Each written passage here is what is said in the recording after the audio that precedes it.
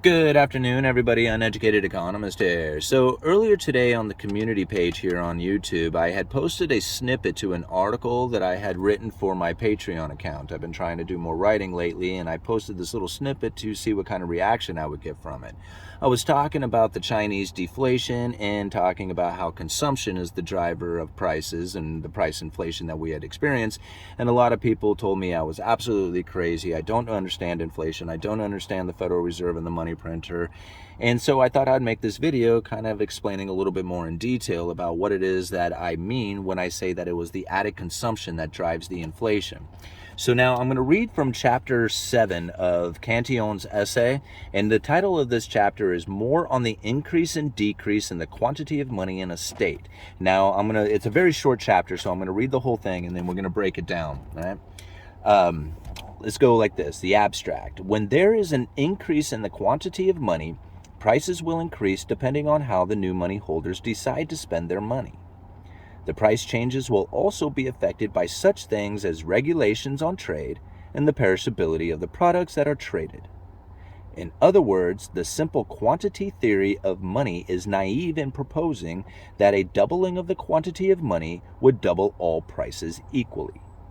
Changes in the quantity of money will change relative prices and have a real effect on the economy, a phenomenon known as the Cantillon Effect. Now, he goes on to talk in this chapter about a silver mine being the form of new money coming into the system. If we kind of replace the idea of the silver mine with the Federal Reserve and the money printing, then we can kind of get an idea of what it is that Cantillon was talking about. And now, again, he wrote this essay back in like the 1700s, so it's not exactly the same, but I think let me slow down. I believe that a lot of the economic forces that he is describing are still at play today. All right, so now the chapter goes like this. Where gold, silver, and copper are extracted from the mines, they have an intrinsic value proportional to the land and labor that enter into their production. States that have no mines have the added cost of importing the metal. The quantity of money, like that of all other commodities, determines its value against all other goods in the bargaining process of the marketplace.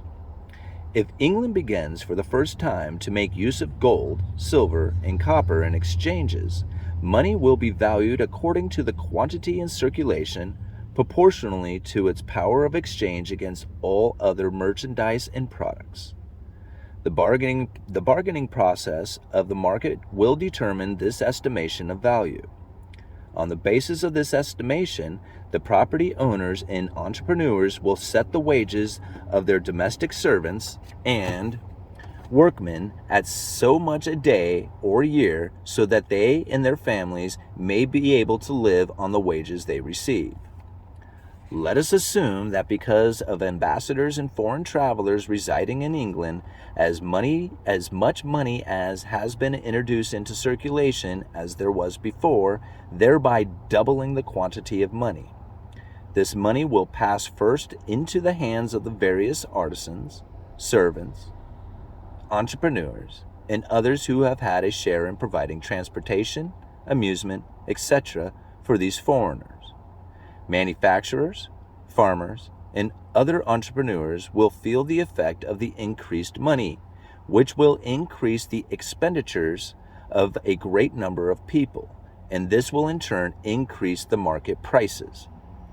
Even the children of these entrepreneurs and artisans will enter into new expenditures. With this abundance of money, their fathers will give them a little money for their petty pleasures, and they will buy cakes and meat pies, etc. This new quantity of money will be distributed so that many who lived without using money before will now have some. Many exchanges, which used to be made on credit by valuation, will now be made with cash, and that will increase the pace of circulation of money in England compared to before. I conclude from all of this that by doubling the quantity of money in a state, the prices of products and merchandise are not always doubled. The river which runs and winds about its bed will not flow with the double speed when the amount of water is doubled. The change in relative prices introduced by the increased quantity of money in the state will depend on how this money is directed at consumption and circulation. No matter who obtains the new money, it will naturally increase consumption. However, this consumption will be greater or less according to circumstances. It will more or less be directed to certain kinds of commodities or merchandise according to the judgment of those who acquire the money. Market prices will increase more for certain goods than others, however abundant the money may be. In England, the price of meat might triple, but the price of wheat might increase less than 1/4. In England, it is still permitted to import wheat from foreign countries, but not cattle. For this reason, however, great increase of money may be in England. The price of wheat can only be raised above the price in other countries where money is scarce, by the cost and risk of importing wheat from these foreign countries. It is not the same with the price of cattle, which will necessarily be proportioned to the quantity of money offered for meat, in relation to the quantity of meat and the number of cattle raised there. An ox weighing 800 pounds sells in Poland and Hungary for 2 or 3 ounces of silver, but commonly sells in London market for more than 40. Yet the bushel of flour does not sell in London for even double the price in Poland or Hungary.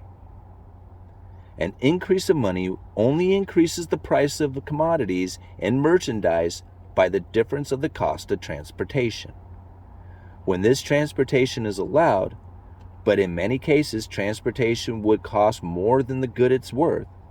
Therefore, for example, timber is useless in many places. The cost of transportation is also the reason why milk, fresh butter, lettuce, game, etc. are almost given away in the provinces distant from the capital. I conclude that an increase of actual money in the state always causes an increase of consumption and a routine of greater expenditures. But the higher prices caused by this money does not affect all commodities and merchandise equally. Prices do not rise proportionally to the quantity of money, unless what has been added continues in the same circulation channels as before. In other words, those who offered 1 ounce of silver in the marketplace would be the same and only ones to offer 2 ounces when the amount of money in circulation is doubled. And that is hardly ever the case. I recognize that when a large surplus of money is introduced in the state, the new money gives a new direction to consumption and even new speed to circulation. However, it is not possible to say exactly to what extent. Now, I think that is pretty interesting to think about. Now, it's not necessarily the money entering the system, right? It's the money entering into the system from consumption. That is what drives the prices up. And now when we think about what he was saying there, right, about how when the new money comes in, it increases the amount of consumption that takes place out there, right? He's talking about the foreigners coming in and spending their money, right? Even the children of these entrepreneurs and the artisans will enter into new expenditures with the abundance of money. Their fathers will give them a little money for their petty pleasures, and they will buy cakes and meat pies. This new quantity of money will be distributed so that many who lived without using money before will now have some. So you think about it, they got this new money coming in. Now, again, they're talking about a silver mine, but let's say it's the Federal Reserve, and the people who had access to this money spend that money. Well, people who got that money, who earned the money or got the money from the people who had spent it, they now have new money that they are giving to their kids or to whoever, to go and enjoy themselves. They're spending the money as well. This is the added consumption that begins to take place, but not everybody has access to this money. So they're the ones at the end of the line who are suffering the most, as this added consumption is now taking away the ability for them to consume, the people at the end of the line who do not have access to this money. right? So this added consumption is now pulling more of the products away from the availability of the people who do not have that money. Once you have taken away that availability of it, you have a supply and demand issue. There's still a demand side there, right? The people would still like to do this, but because of the supply is now diminishing due to the added consumption that has taken place. This is where the foreign production starts to come in to compete. And that's where he is talking about it is still permitted to import wheat from foreign countries, but not cattle. For this reason, however, the great increase of money may be in England, the price of wheat can only be raised above the price in other countries where money is scarce. The cost and risk of importing wheat from these foreign countries. So if it costs $40 here, but it only costs $20 in a foreign nation, and it costs $30 to $10 to ship it, you see how that foreign production becomes cheaper to import. But if the transportation was $20 and the production of the wheat in that foreign nation was $20, then it's a balance to the competition that has taken place within the nation itself. So it doesn't really increase the prices or lower the prices. It breaks it even. But if you were to have more foreign production coming in that is cheaper than what you can produce yourself, then the prices will begin to fall, or they would not go up due to the added consumption that has taken place. If that foreign production doesn't come in, then the consumption that has taken place within the nation itself is then going to deprive the people at the end of the line. And that's going to start driving the prices up, right? Supply and demand issues. And this is really where the Cantillon Effect begins to really take place. It's hard to wrap your head around some of this stuff sometimes, because it's easier just to say, wow, all this quantity of money causes the price to go up. But it's not necessarily the quantity of money that's causing the price to go up. Even Cantillon was saying that's naive to think that a doubling of money would double all prices. It doesn't quite work like that. You know, one of the things that we can look at is lumber, right? This is the reason why I was able to call out the lumber market as easily as I was able to do, is because when I saw lumber running up to its all-time high, I was saying this is a supply-demand imbalance that has taken place. This is not the money printer pouring money into lumber, which is what a lot of people were trying to tell me. They said I knew nothing of the Federal Reserve back then too, so I kind of laughed when I saw that, you know, those statements about the article that I had posted saying that I don't understand the Federal Reserve or inflation.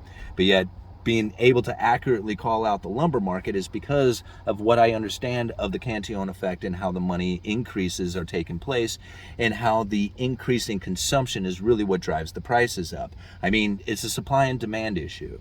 That's what drives prices, right? Supply on one side, demand on the other. And now if you can increase the amount of money and give it to the people, the increase in demand for consumption will begin to take place.